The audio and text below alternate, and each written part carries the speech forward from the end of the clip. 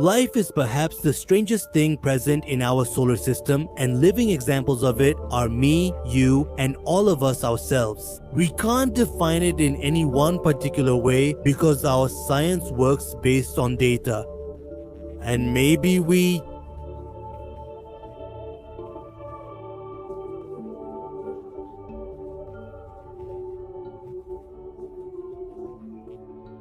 from a unicellular organism, and today we can see so many different types of life around us. Sometimes we associate life with consciousness, that life is aware of the events happening around it. But because of awareness, life is able to protect itself.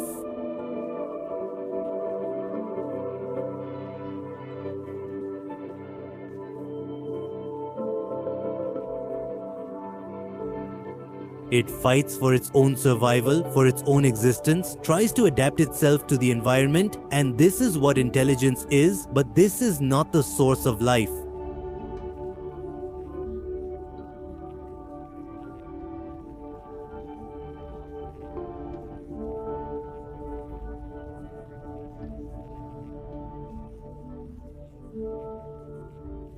Does an intelligent life form exist in this universe that is more intelligent than us? And if yes, then if we become that intelligent, what will we be able to do? We will find out in today's video. Hello, I'm your friend Shashi.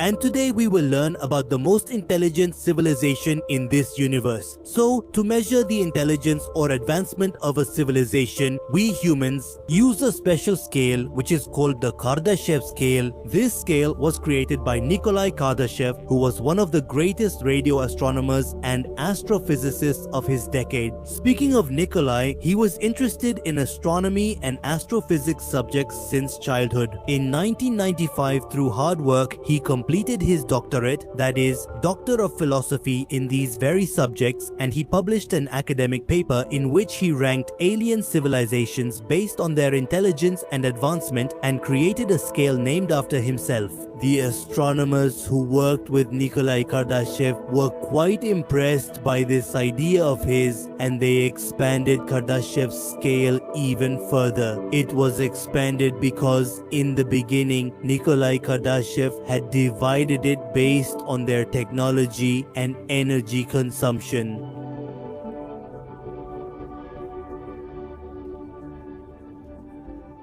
The more energy a civilization uses, the more energy it can harness and put to productive use, the more advanced technology it can run, and the more powerful signals it can generate. Which means that by detecting those powerful signals, we can track those civilizations. The concept is absolutely clear. Suppose you get stranded on a deserted island, would you light a fire there? That means if you produce some kind of signal, there's a good chance that a plane or ship will spot you and you'll be rescued. But now imagine that you have a flare gun, it will go up in the sky and you'll be able to send your signal much farther. So if you have the power to send a powerful signal, someone will find you much sooner. We can apply the same concept in the case of alien civilizations as well. Powerful radio signals work just like that flare gun. We are also capable of detecting radio signals. Scientists believe that the more advanced a civilization is, the farther it will be capable of sending evidence of its existence, that is, signals, into the universe. So, Nikolai Kardashev has ranked civilizations in this way. First is Type 1 civilization, which is also called a planetary civilization.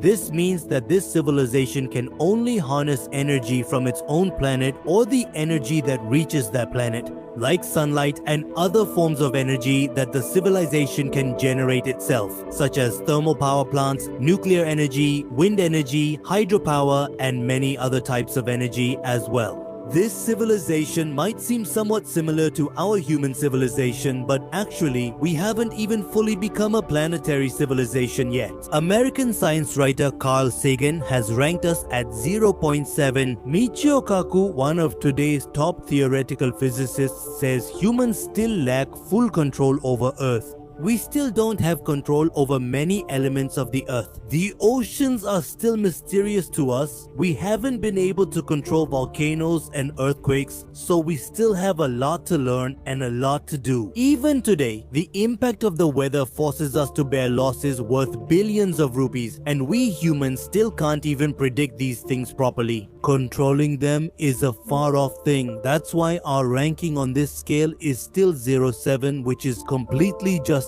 Scientists believe that at the rate we're progressing, we could reach type 1 in the next 100 to 200 years. After that, we will be able to harness the energy from our planet and the sun. After this comes the Kardashev scale. Type 2, civilization, in which the civilization will look beyond its home planet to meet its energy needs, and that's why it's called an interplanetary civilization. Talking about energy consumption, a type 2 civilization will consume about 10 billion times more energy compared to type 1. Carl Sagan did this calculation himself. In this, that civilization will be capable of harnessing the total energy of the sun, yes, the total energy, and it will be achieved. With concepts like the Dyson sphere, this civilization will be an example of engineering and technology. We're not even talking about the advanced technology used by this civilization. The scale we're talking about is much bigger than all these things. Well, this civilization might seem like some advanced alien civilization to you, the kind that's typically shown in our science fiction movies. Scientists believe that the best possible way to use all the energy of the host star would be by using a Dyson sphere.